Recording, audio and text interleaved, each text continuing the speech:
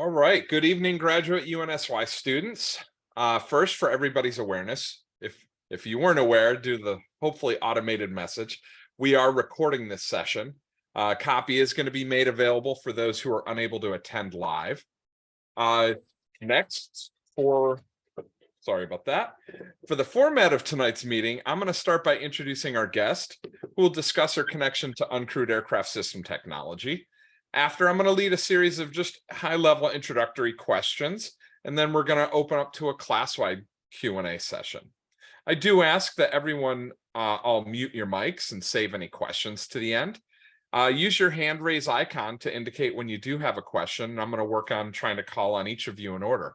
If you aren't able to connect to ask your question through mic interface, feel free to drop it in the chat, and I'll try to prompt from there after we've gone through all the folks that have raised their hand.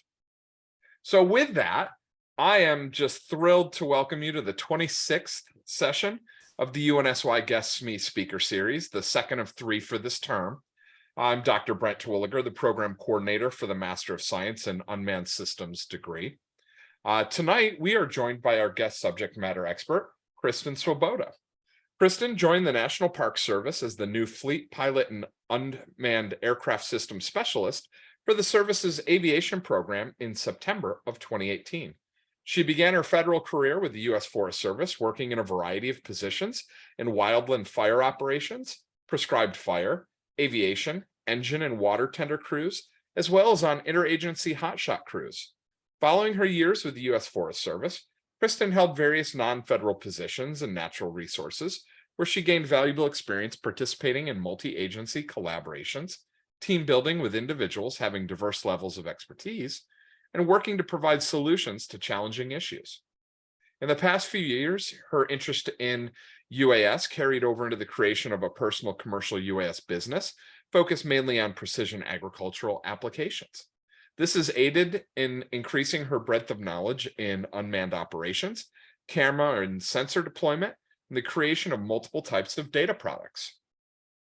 Kristen also holds a private pilot's license and owns a Beechcraft Sierra B-24 Romeo low-wing monoplane. She has experience in flying various types of aircraft, including an ATEC Theta, Piper Archer, Piper Warrior, Cirrus SR-22, Columbia 400, and Cessna taildraggers. Fostering her love of flying has accelerated her passion to expand her aviation knowledge and to develop this enthusiasm in others. When Kristen's not flying manned or unmanned aircraft, she can be found snowboarding, mountain biking, or any other myriad activities that are enjoyed in the great outdoors.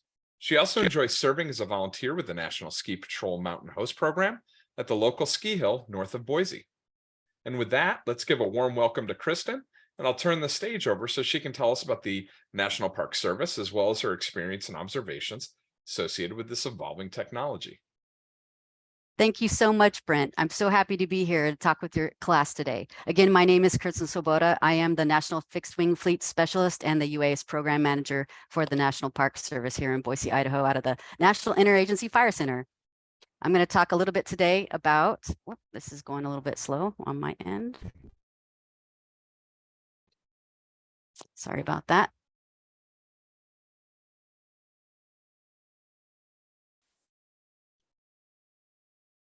Here we go. Talk to you guys a little bit about our national fleet programs for UAS. We'll touch on aircraft systems, sensors, and cameras. Talk a little bit about our UAS mission workflow, what we do for our MPS missions, and then also talk a lot about our challenges with policy, planning, and flying. So we have 22 programs across the Park Service from Alaska and the lower 48.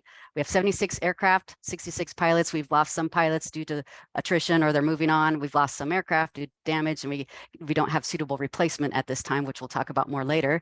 We have regional programs such as regional fire programs, where they bring in their firefighter employees in different parks, and we get them trained up to fly for fires. And then we have park-based programs, and a lot of those have folks from facilities who are looking at infrastructure, or they're natural resource biologists who want to continue monitoring their bugs or their plants or their flowers or anything of that nature.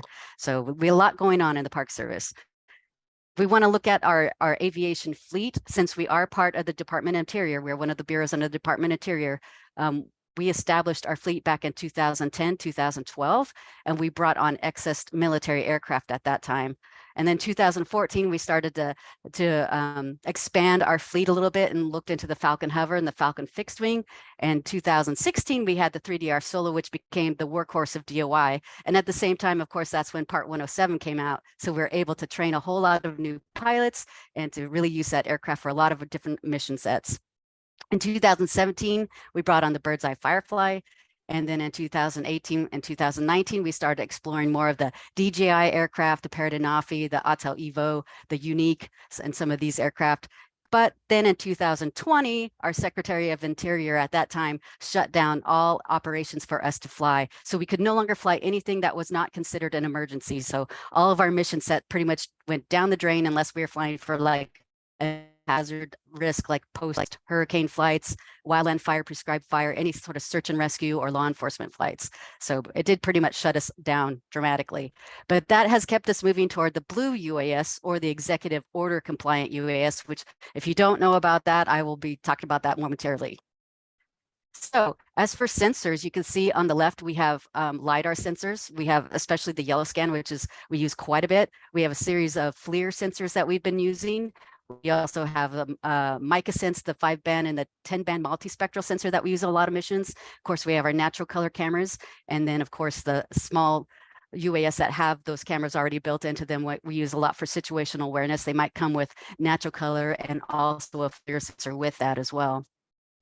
If you want to talk about our mission workflow, one thing I would just always say, one size does not fit all by any means. So we always start with, what is the question that we're trying to answer? Are we doing a count of some sort, like how many birds or how many wildlife? Are we doing some sort of count? Are we looking at, what is the landslide potential in the area, or how much water is flowing through a river system, or does a bridge or a dam or a structure need repair? So we always start like, what's the question?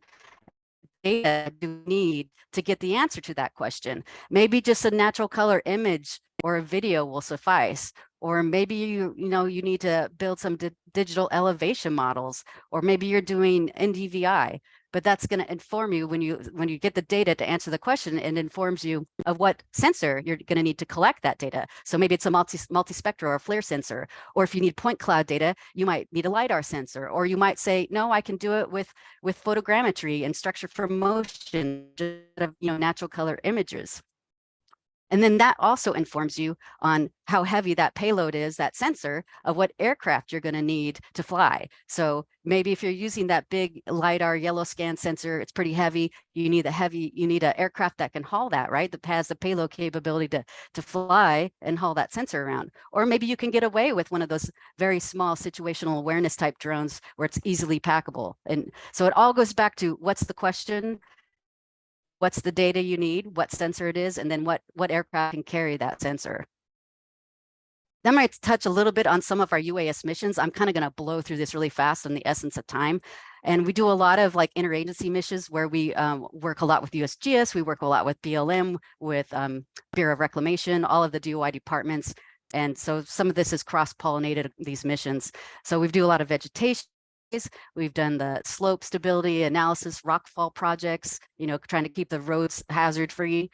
In the parks, we do a lot of change detection, erosion, landslide analysis, where you can actually pull out profiles of each of these rock areas.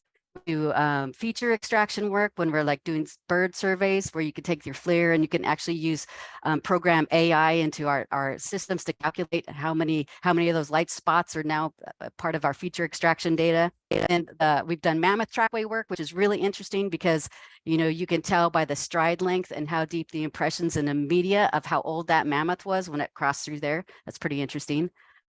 We worked a lot with this particular project with the Bureau of Reclamation and USGS, as the dam happens to be on Park Service land, but it's managed by Bureau of Reclamation. And of course, USGS had some of the big sensors that we needed at that time. And so we're trying to monitor like the sediment flow that was behind that dam when they removed that dam, and make sure it didn't cause any potentially negative effects on like the salmon habitat.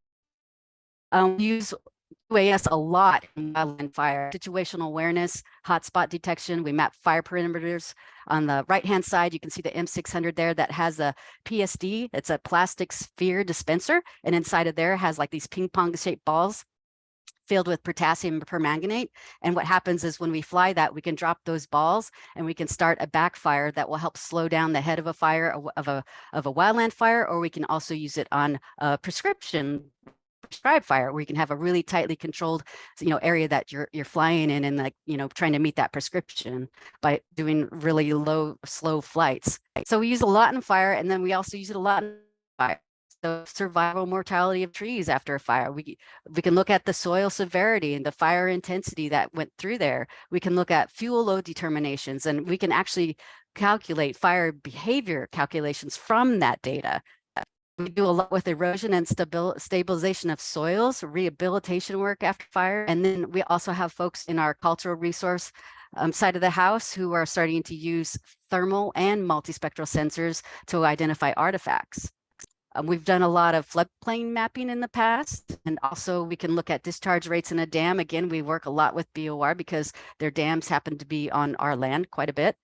So we could do a lot of calculations with pool flow volume. If we have to look at, is the concrete deteriorating, we get in there. If we're looking for seepage or anything that would, cause the dam to have some sort of failure, we want to get on top of that way ahead of time. And of course, floodplain mapping, flow velocities, pool health, salmon habitat, any of that stuff we can capture with UAS. River systems for flood stage monitoring, that's also been a big one, especially post-hurricane flooding as well. Riparian zones, we do rehabilitation work using drones, looking at our riparian zones. And then facilities inspections has been another big one. It's much safer to send, a drone up there rather than a person on a roof to look for where we need to be doing some repairs. We also have been looking at landslides and watching the movement of landslides as they progress. So we monitor those pretty carefully. And then of course, bridge inspections as well for any parks that have bridges along our roadways. And then finally, bathymetry is another big one that we like to do, and we work a lot with USGS and with NOAA and reclamation on this one. And underneath there, you could do you can map the bottom of the floor of rivers. You can watch sediment transport, water velocities, and map in the vegetation that may be in there as well, aquatic habitats. And then this brings us to challenges. I mean, we have a lot of challenges. First of all, we're federal, right? And so we have a lot of internal challenges with our own internal Park Service policy, and then also with everyone else's policy, meaning the secretarial orders that have been implemented, the executive order, and this presents us a lot of challenges with aircraft systems. And then of course, we also have challenges with incursions and illegal drone flights. So we want to look at our policy challenges. Of course, we have Federal Aviation Administration policy. We have Department of Interior policy, our departmental manuals. We have operational procedures manuals, the OPMs. We have the presidential memorandum with PII and data retention cycles we have to pay attention to. And then internal to the Park Service, we have our National Aviation Management Plan, which is the RM60. We have regional park and unit aviation plans. And then I've highlighted the policy memo 1405 because that was actually our baseline of when we established how we're going to handle UAS over Park Service lands and waters. And we'll touch more on that here in a couple minutes. And then we have delegation of authority memos. And I'm not talking just one or two, it's a whole series of memos, if you could see here, that we have to pay attention to that's rolled into that. And then of course we have compliance processes, which I'll talk about that a little bit more later as well. And then we have the National Wildfire Coordination Group, their standards for fire UAS operations. So if you're operating UAS on a fire, you have to follow that policy. We have the Secretarial Order 3379, it's all down, and all has a whole bunch of follow-up policy enrolled in that. And then of course we have the Executive Order 13981. So, oh my gosh, that's a lot of challenges that we're working through to keep our missions going. So let's talk about that a little more in depth. And, that Secretarial Order, it came out in 2020, again, shut us down from doing all those missions that we just talked about, all those missions that we were doing. And now we're only allowed to do emergency operations when this went into effect. In cybersecurity, they started thinking, hey, maybe there's some data leaks going on with the DJI aircraft. Just stop everything. We got to investigate this a little more. A year later, the Executive Order 13981 came out. And that was also detrimental to us because not only now are we stopping and we can't buy any more cheap, nice, easy to use DJI aircraft, but now they're saying no federal funds are going to be spent on any drone that is non-American made. And of course, what does that present to us, right? Most of in the US caught up with this. And so we can't operate drones that have any sort of, if they're manufactured in whole or in part in a covered country. And as we know, China is a big producer of a lot of the parts that are wrapped up in drones, right? So this is really detrimental to us because, and then the covered country being anything that's posed as an adversary to the United States. So that could be Russia, China, North Korea, Iran, any of those countries that would perceive to be adversaries to us. So this is all wrapped up in there. And then on top of that, the National Act came out in 2020 and saying, hey man, take a look at all the componentry involved in these aircraft, not just where the DJI was manufactured, but all the componentry inside any of these aircraft. We have to go through it with a fine-tooth comb.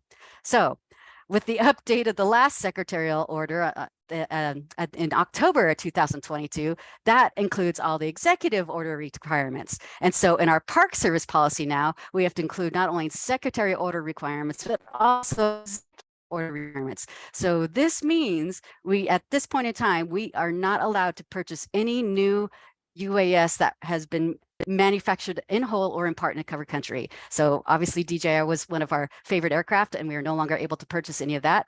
We're not even able to purchase aircraft that might be made in France, but the flight controller was made in China. So there's a lot of disparity that we have to work through. We're not allowed to spend funds if someone was to come in from the outside. Like if we had a we have to verify that their aircraft is also executive order compliant. So it's very, very painful. And then obviously we're not allowed to fly any covered UAS over any of our NPS managed lands and waters. So it is a real setback for us, and it's a huge challenge for us to get flights done at this point. So that brings us to Blue UAS and executive order compliant UAS. So what is Blue UAS? You probably all are well aware of this. When the National Defense Authorization Act came out in 2020, that's saying, hey, we're going to have to do a fine-tooth comb through all these aircraft to see what's leaking data and what's not. So there was an effort led by the Defense Innovation Unit, DIU. They said, hey, DOI, DOD, let's get together and let's see what kind of aircraft you need. Let's do a use case for this. And of course, at that time, DOD said, well, we need a short range, mission, a small situational awareness type aircraft. And of course, DOI, we said, well, we need a heavy lift. We want something to haul around our LiDAR sensors. We want something to haul around our plastic sphere for operations. We need something that could do heavy stuff. Well, at that point in time, it was so labor intensive going through all these parts and pieces, ensuring they're not leaking any data back or transmitting any sort of data, that they just focused on the short range goal of the small situational awareness aircraft. And that was time consuming, labor intensive. It took a long time to come up with 5 prototypes. So that brings us to Blue UAS 2.0. Again, the offshoot of the DoD short range recon needs. And that only fulfills like 1% of what DOI uses drones for, unfortunately. So they figured, hey, let's focus now on existing commercial off-the-shelf aircraft. We'll just exchange the parts and pieces that we can in these aircraft. We're keeping up with commercial technology as it's developed, and we're expanding the capabilities of what aircraft we can use across DOI. The whole point being there is like, again, if we find an aircraft that's suitable, but the flight controller is made in China, maybe we can get a flight controller from Germany and that will work. Or if there's something radio inside the aircraft that is not what we can use, maybe we can just pull out and put a different radio in there, like from Doodle Labs instead of the Blue Hearlink or something like that. So we have all these things that we got to be thinking about, unfortunately. And as you can all guess, just because it's on the Blue UAS list does not mean it's Executive Order 13981 compliant. More challenges, right? Because we have to follow that secretarial order and the executive order, DOI 10 is actually more restrictive than DOD. How does that happen? I'm not even sure how that could happen, but it has happened. So we have over here the blue list, like the Free Fly Alta X and the Free Fly Astra, which would be perfect for many DOI missions. We are not allowed to use it because of the HERE link inside of it and because of the flight controller. So we're still trying to find a way where we can use it with a different flight controller or integrate different radios. So again, it's very challenging to looking for anything that we have to have that's approved: flight software, radios, cameras, gimbals, data transmission, data storage devices, anything that would transmit data of any type, and they all have to be on encrypted different keys. How does that roll into Park Service policy? Now, rolling back, I mentioned the 1405, which is the Park Service baseline policy established in 2014 of how we're going to handle UAS use across the entire Park Service. Has to be consistent, and we want to say, hey, we're going to ban the public from flying, and which I know a lot of people don't. If you're out in a national park and you're trying to get an experience out there in the beauty and the quietness, do you want to have 10 drones just buzzing around your head? Most likely you do not. So this was a ban on the public from flying, but it's not a ban on internal processes or people needing to collect data for their research. And we have routes for how to fly inside the park. So let me just cover those real quickly. The first one is model aircraft. As much as a lot of people don't know this, we actually have 7 park units that have airstrips, model airstrips in that park for hobbycraft. And so that's one route that people fly in the parks, and that is handled under a special use permit, which grants them the takeoff and landing authority from that park superintendent.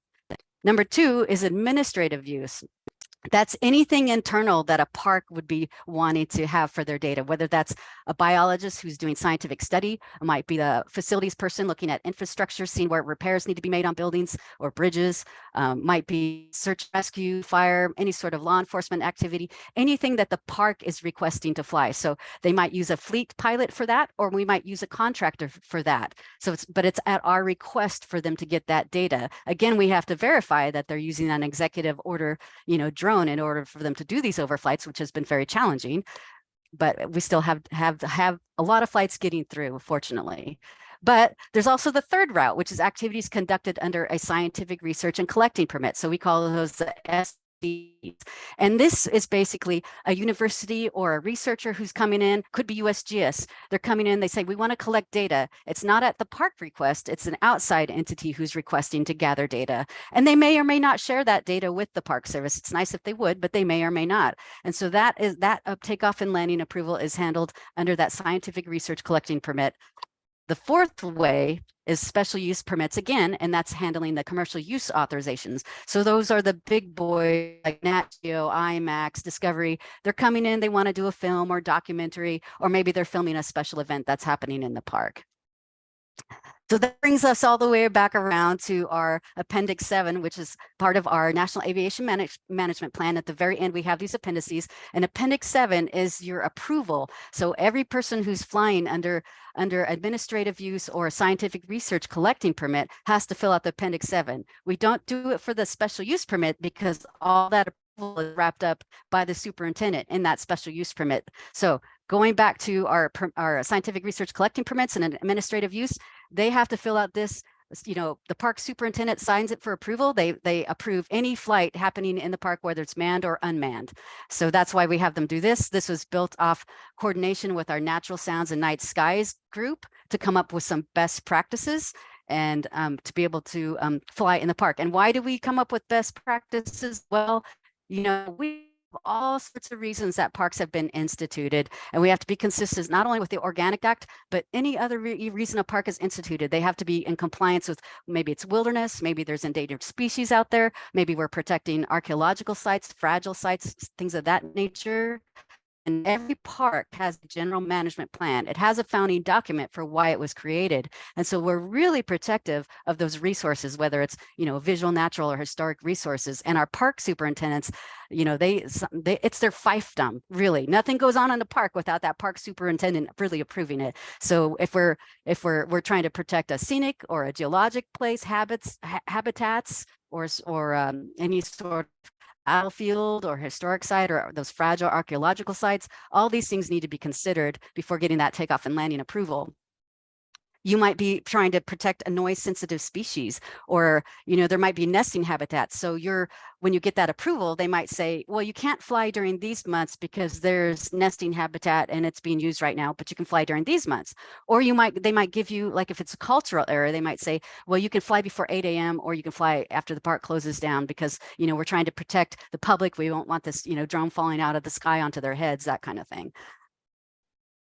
So again, going back to our whole point of having these parks instituted, we want to protect those soundscapes or the view sheds or the wilderness, all those intrinsic values, those characteristics of the Park Service. And so we ask people when they're coming, whether it's our park fleet pilots who do a project aviation safety plan, or if it's like a contractor or another entity coming in from the outside, they do a safety brief, try to identify all the hazards and do mitigations for all these hazards, doing that local park compliance, making sure they're not going to violate any of those other, mammal, migratory birds, acts, any of those other acts that are in place for that park. And then of course, what would happen, if we had a downed aircraft, how would that affect, the park, or how the resource if we have a downed aircraft? We certainly don't want those, out where people can see all that, or it damages the resource in a fragile area. And then another challenge that we deal with a lot is incursions. So we want to educate the public. We're constantly trying to educate the public, and especially when it comes to wildland fire operations, where we have those TFRs in place on our wildland fires, those temporary flight restrictions. And inside of that, we have an FTA, a fire traffic area. And that FTA could have helicopter operations doing bucket drops in there. It might have retardant drops going on from fixed wing. It might have a seat in there dropping water. We might have UAS operations all going on at the same time. So it's a very tightly coordinated airspace. It might be separated by divisions on the fire. You might be separated by altitudes, or you might be separated by time, whether somebody flies at night, somebody flies at day, or hours. You get 2 to 4, we're going to do 4 to 6, that type of thing. It's very tightly controlled. And when you have someone who comes in from the outside, who's just a looky-loo trying to get a look at what's happening on a fire, that shuts down all aviation operations. We cannot fly when that happens. And if you're in an area where there's a lot of houses, and that retardant pilot, the operator couldn't get that MAV over there to drop that retardant, and people's houses burn down because of that, that's a very sickening feeling. So we really try to educate the public, keep drones away from wildfire operations. Then, of course, we also have the illegal overflights that happen in so many parks all over the lower 48 in Alaska. We did do a counter UAS system that we tested down at the Grand Canyon. And this this system that we were using, we were able to collect not only what type of drone it was being flown, we could tell you where the flight controller was, where the person operating it was standing. We could get the registration number off of it and the name who it was registered to. And therefore, when we have law enforcement that were nearby, that law enforcement officer could give them a ticket, or they could just, really try to work to educate. We really try to start with educating before we get forceful. But yes, they are authorized to also give tickets as well.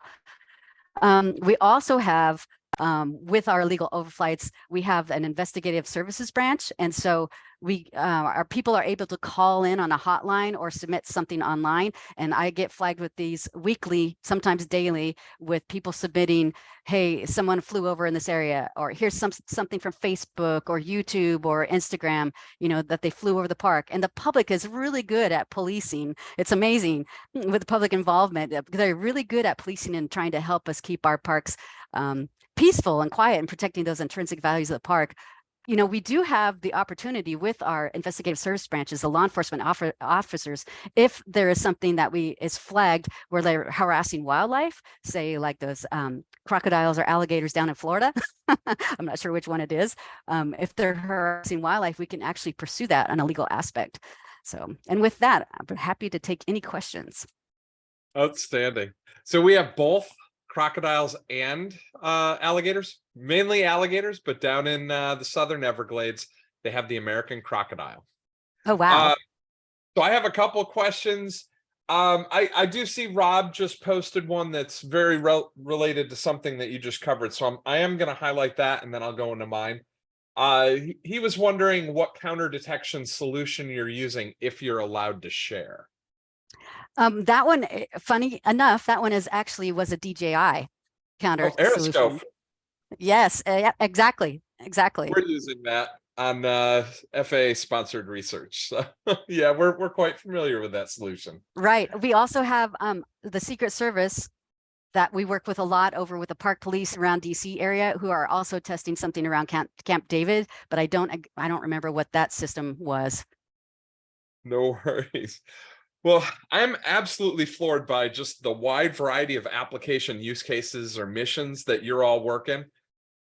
So the line of question I'm going to start with is, how do you go about formally developing those use cases? Do you coordinate with others to share your observations in regards to your operations?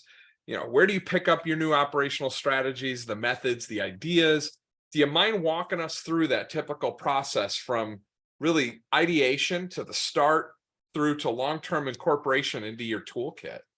Sure, absolutely. So in the Department of Interior, there's about 7 or 8 bureaus that are really involved in UAS. And so a lot of our mission sets cross-pollinate because we have a lot of the same mission sets.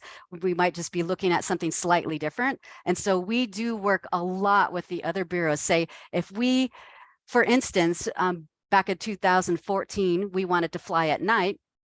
And so we went to one of the bureaus who does a lot of night flying and say, help us to get to a point where we're comfortable with night flying operations. What are your best practices for that? And then help us to get established. And so they would come out with us if they have the most experience in that operation and work with us until we're at that point. And we do that among all the bureaus back and forth. Again, like especially with the operations with like Bureau of Reclamation, where they have a dam that's on our land, they're managing that dam, but it's, but it's on our land. So we have a lot of interactions like that, and which helps us establish and move forward on things. And then there's just like interest, like, so like a lot of the post-fire data collection is interest across all the bureaus. And so when we do these data collects, we might do it on Park Service land, or we might do it on Bureau of Indian Affairs land or BLM land.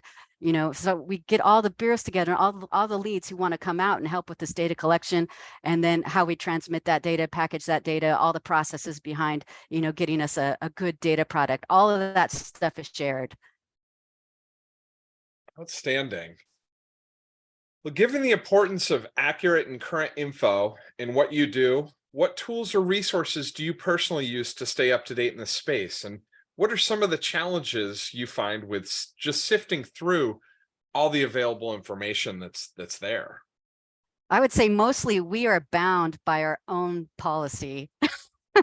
That's more challenging to us than airspace. I mean, it sounds funny to say, but just our own internal policy, and then the mandates of the secretarial order and the executive order, they really have ground us to a halt, and we are really trying to move forward of what path we can move forward with.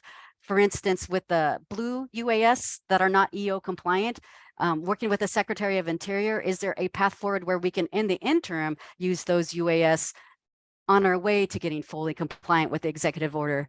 I don't think this is answering your question, but there is a lot of airspace coordination as well when we were, especially on fires and wildland fires and prescribed fires, where we really have to, pull together, whether we're calling a local dispatch, working, integrating, getting those TFRs with the FAA. All of that stuff is very, tightly coordinated. Excellent. What recommendations do you have that for those that might be considering government service, especially in UAS as a career? How can they prepare more or less to get their ticket and support your operations or work directly within DOI or NPS? What's really, really helpful with that, especially with all of our positions right now, they're collateral duty positions. So a pilot might be a biologist on their first position, and then they're a UAS pilot, or they might be a fire operations person, or they might be law enforcement. So there really is a lot of flexibility especially if you're coming in with another skill. And then so USA Jobs is one place to always be looking for positions, because now we're starting to post a lot more jobs with UAS duties. We are working on towards getting people that their only job is UAS. So like even my job right now is not fully, I'm still collateral duty with another position, but we are working on working our way towards UAS data modules and UAS fire modules, where they are fully just focused on flying all the time, either for data collection or for fire ops. And then these modules, instead of having a lot of small park-based programs, we would take those modules and just kind of bump them around to where there's data requests and needs for UAS. So it's coming. It's not quite there yet, but it's coming down the line. Okay. And also with that comes fleet managers, obviously, and people who deal with policy and, all the aircraft requirements as well. So.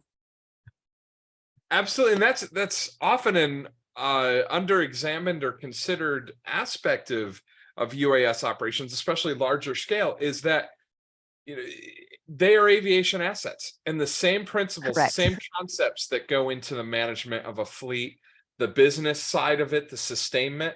And my students are probably sick of hearing me harp on this, but they're in the middle of a large group project where there's a series of teams that they are putting together. They've put together bids for various application use cases for state and local government.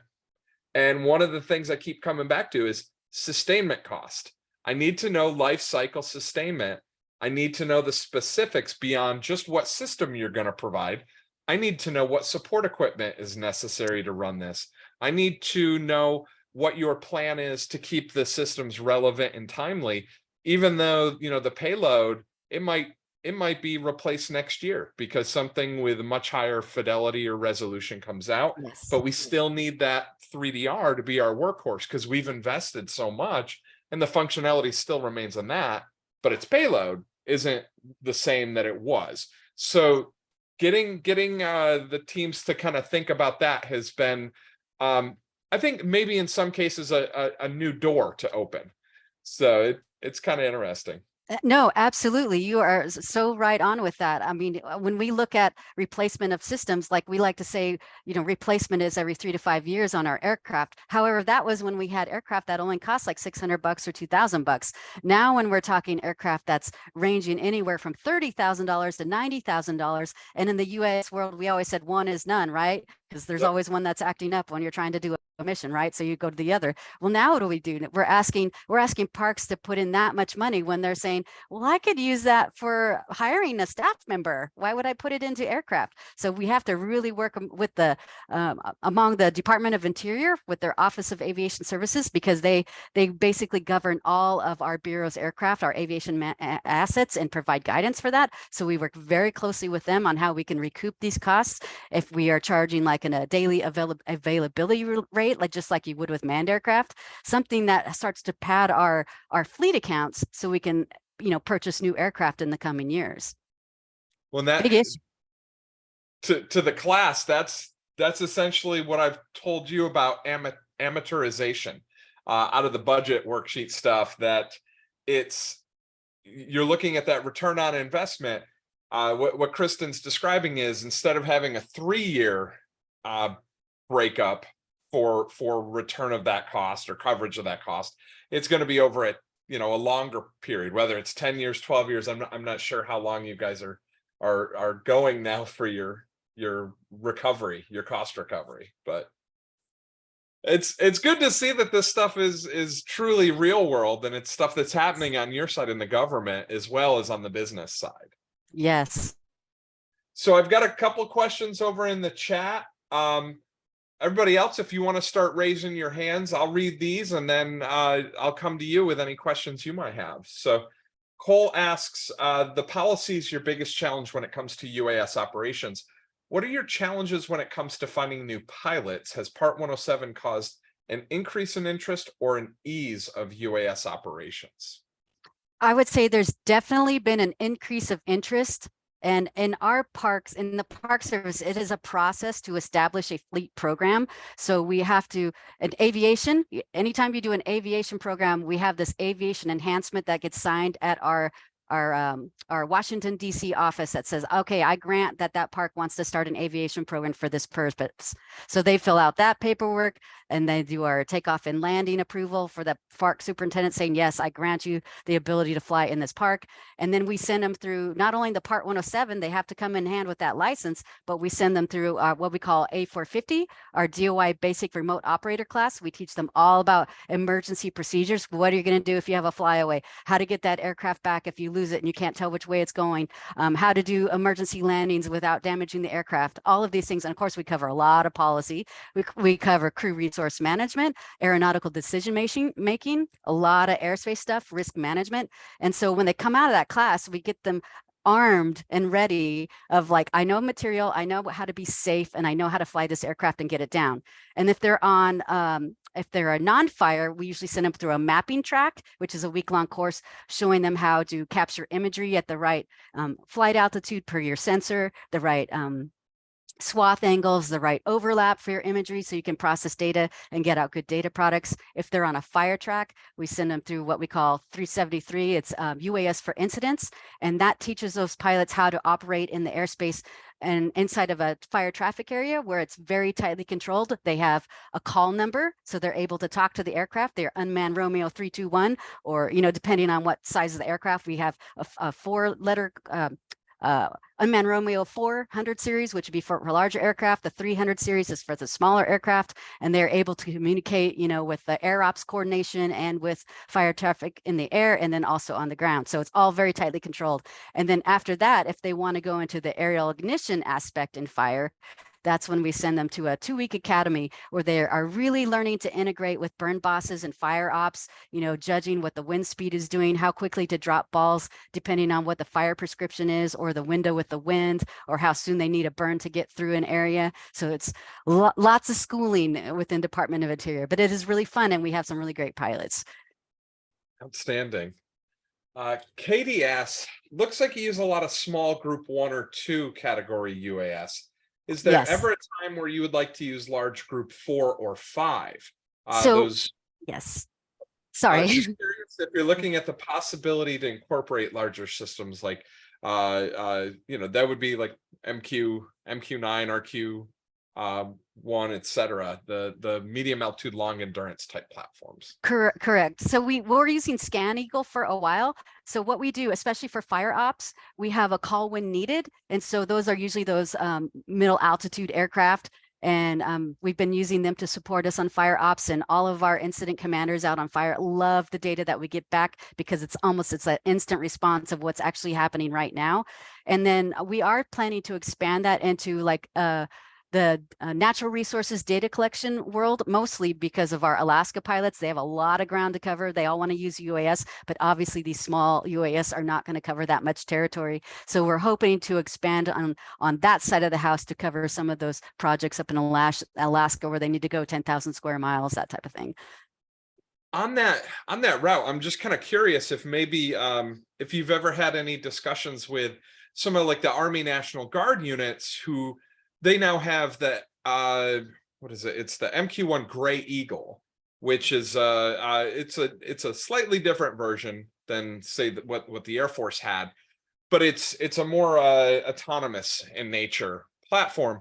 But I wonder, have you started any discussion with them where they could perhaps support some of those fire missions, support some of those, maybe even just like overflight data capture, so that they develop their hours, or it's in conjunction with maybe a training flight or some of the things that they've done in the past, or they've done like COAs for airspace transition, so that they can transit the aircraft in the air as opposed to breaking them down and shipping them through alternative means. Yes.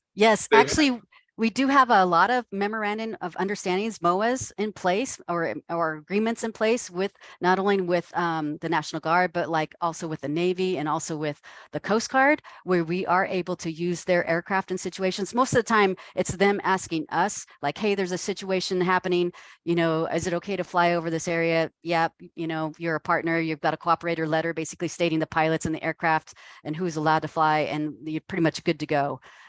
And we have requested the Coast Guard to actually provide us data a couple of times. So same thing, the agreement's in place. They have that cooperator letter that's authorized from the Department of Interior saying we know who the pilots are, what aircraft they can use, and it's just another tool.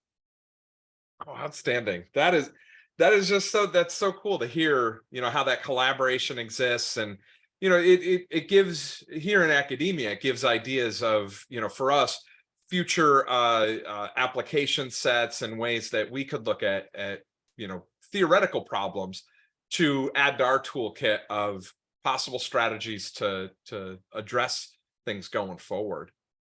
Class, Absolutely. any of you want to chime in? Do you have any questions? Now's the time. This is a great opportunity to bring up any questions you might have for Kristen concerning NPS operations. No. Okay. Well, on that, I just want to say thank you to everybody for joining us tonight, and also extend a major thank you to Kristen for sharing your perspective, your thoughts regarding this technology. It's been just such an informative session that it really helps us to better understand the growth and advancement of this technology. Just for everybody's awareness, I should have a recording of this session uploaded to the instructor area and out probably by announcement via email tomorrow. And yeah, once again, thank you so much for helping really convey a lot of the details that we study in class through our projects, through our readings, through our videos, it's great to hear it reinforced and covered from your perspective, from the government side. Oh, okay, sorry, I saw some chat movement. I didn't know if there was another Well, question. thank you so much for having me. Of course, I always love to talk UAS, so twist my arm. Now, are you going to be at Expo in a week and a half in Denver? I actually will be missing it this time around because I have a wedding to go to, unfortunately. I mean, it's fortunate they're getting married, but unfortunately, it's the time of AUVSI. You got to celebrate. No, that's wonderful. And wow. Well, yeah, it's going to be, I think, an interesting session. I've been trying to convey to the students, this is our Super Bowl. This is, the place where we kind of all come together, government, Yes. academia, industry, and we share ideas. We see, who's doing what. We see some really cool technology that's right on the cusp. Sometimes Yes. it's being held together with chewing gum and tinfoil on the floor. Truly is. I have some pilots going on my behalf, and I tell them, look for something that looks like we could use it, and then grab the department guys who will be there and discuss it while you're there. See if it's compliant. We'll have them stop by the Embry-Riddle booth. We'll have some of our ops folks there from our flight department. I'm going to be there in and out, and yeah, Excellent. It's going to be a great experience, and I'm happy to meet with folks on your team. So. Absolutely. I'll send them your way. Thank you so much. Great. Well, thank you, Kristen. I hope we get a chance to meet sometime in person, and thank you, class, for hanging out. Absolutely. Thank you. All right, folks, I'm gonna hang out here because I'm gonna be meeting with one of the teams. If you have any questions for me, now's the time to